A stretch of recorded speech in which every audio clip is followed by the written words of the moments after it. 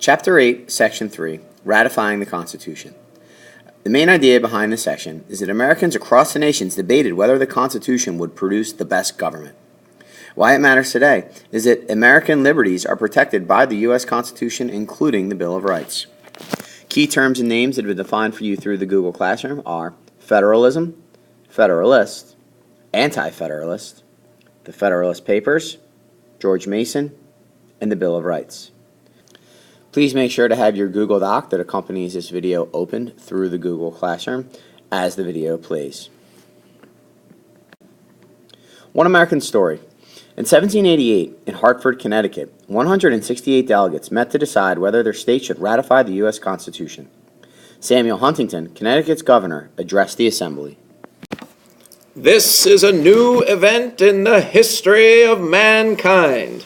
Heretofore, most governments have been formed by tyrants and imposed on mankind by force. Never before did a people in time of peace and tranquility meet together by their representatives and with calm deliberation frame for themselves a system of government. In this video, you will learn about the ratification of the Constitution. Federalist and Anti-Federalist. By the time the convention in Connecticut opened, Americans had already been debating the new Constitution for months. The document had been printed in newspapers and handed out in pamphlets across the United States. The framers of the Constitution knew that the document would cause controversy. They immediately began to campaign for ratification or approval of the Constitution. The framers suspected that people might be afraid the Constitution would take too much power away from the states. To address this fear, the framers explained that the Constitution was based on federalism. Federalism is a system of government in which power is shared between the central, or federal, government and the states. Linking themselves to the idea of federalism, the people who supported the Constitution took the name Federalist. People who opposed the Constitution were called Anti-Federalist. They thought the Constitution took too much power away from the states and did not guarantee rights for the people. Some were afraid that a strong president might be declared king. Others thought the Senate might turn into a powerful aristocracy. In either case, the liberties won at great cost during the Revolution might be lost. Anti-Federalists published their views about the Constitution in newspapers and pamphlets. They used logical arguments to convince people to oppose the Constitution. But they also tried to stir people's emotions by charging that it would destroy American liberties. As one anti-federalist wrote, after so recent a triumph over British despots, which are oppressive rulers, it is truly astonishing that a set of men among ourselves should have the effrontery, nerve, to attempt the destruction of our liberties. The Federalist Papers. The Federalists did not sit still while the Anti-Federalists attacked the Constitution. They wrote essays to answer the Anti-Federalist attacks. The best known of these Federalist essays are the Federalist Papers. These essays first appeared as letters in New York newspapers. They were later published together in a book called The Federalist. Three well-known politicians wrote the Federalist Papers: James Madison, Alexander Hamilton, and John Jay, the Secretary of Foreign Affairs for the Confederation Congress. Like the Anti-Federalists, the Federalists appealed to reason and emotion. In the Federalist Papers, Hamilton described why people should support ratification. Yes, my countrymen, I am clearly of opinion it is in your interest to adopt it. The Constitution. I am convinced that this is the safest course for your liberty, your dignity, and your happiness. So take a minute now and pause the video. Go back and re-listen to that quote, and this time think about doing a SOAPs analysis as the quote is playing. Think about who is the speaker of the quote, the occasion, what is the intended audience, what is the purpose, to entertain, inform, or persuade, and finally, what is the subject or the main idea of that quote you just heard.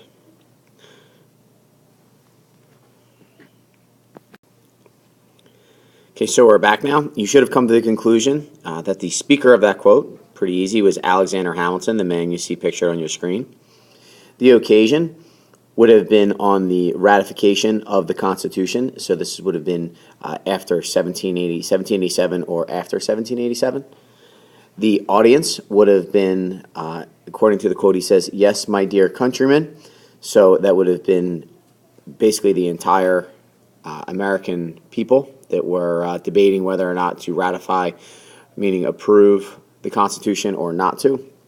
His purpose, if you listen carefully, when he says he is clearly of an opinion, that would therefore lead you to understand that it is to persuade the American citizens. And to persuade them about what? The subject or the main idea would be that he is in favor of the Constitution, that it is the safest course for Americans' liberty, dignity, and happiness. He's convinced of that, so therefore he is a Federalist and in favor of the ratification or the approval of the Constitution. The Federalists had an important advantage over the Anti-Federalists. Most of the newspapers supported the Constitution, giving the Federalists more publicity than Anti-Federalists. Even so, there was strong opposition to ratification in Massachusetts, North Carolina, Rhode Island, New York, and Virginia. If some of these states failed to ratify the Constitution, the United States might not survive. The battle for ratification. The first 4 state conventions to ratify the Constitution were held in December of 1787. It was a good month for the Federalists. Delaware, New Jersey, and Pennsylvania voted for ratification. Delaware was the first to ratify, and this is why they're known as the first state. In January of 1788, Georgia and Connecticut ratified the Constitution. Massachusetts joined these states in early February. By late June, 9 states had voted to ratify the Constitution. That meant that the document was now officially ratified. But New York and Virginia had not yet cast their votes. There were many powerful anti-federalists in both of those states. Without Virginia, the new government would lack the support of the largest state. Without New York, the nation would be separated into 2 parts geographically. Virginia's convention opened the first week in June.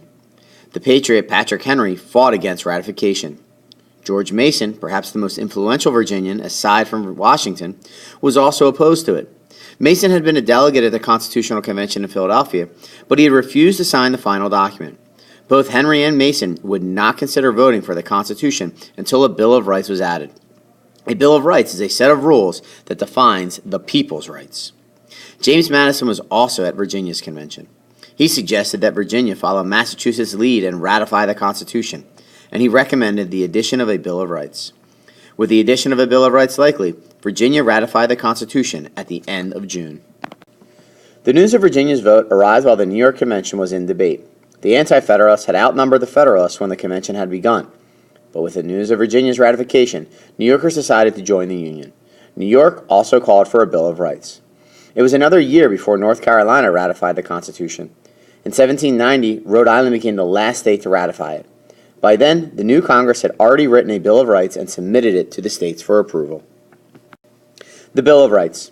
At the same time that 7 of the states ratified the Constitution, they asked that it be amended to include a Bill of Rights. Supporters of a Bill of Rights hoped that it would be set forth the rights of all Americans. They believed it was needed to protect people against the power of the national government. Madison, who was elected to the new Congress in the winter of 1789, took up the cause. He proposed a set of changes to the Constitution.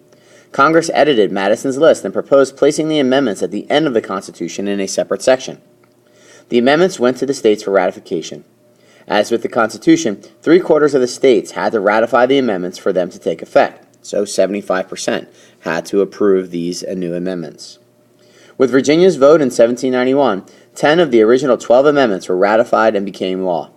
These 10 amendments to the U.S. Constitution became known as the Bill of Rights.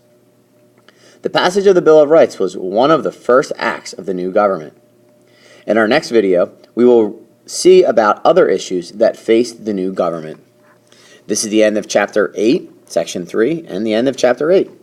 At this point, you should have been able to have answered all of the questions that are in your Google Doc, and make sure to submit them through the Google Classroom. But on top of that, there are a few questions you should also be able to answer. For instance, what were Patrick Henry's and George Mason's views on ratification? How did the Federalists and the Anti-Federalists try to convince people to take their sides in the debate over the Constitution? And what was the significance of the Bill of Rights? Finally, thinking critically, Go back and listen to the quote from Alexander Hamilton earlier in the video. Is it an example of propaganda? Why or why not? Keep in mind Hamilton's use of the word countrymen, and finally Hamilton's reference to liberty, dignity, and happiness. When you've done all this, once again, make sure you've submitted your Google Doc through the Google Classroom, and we will see you in class tomorrow.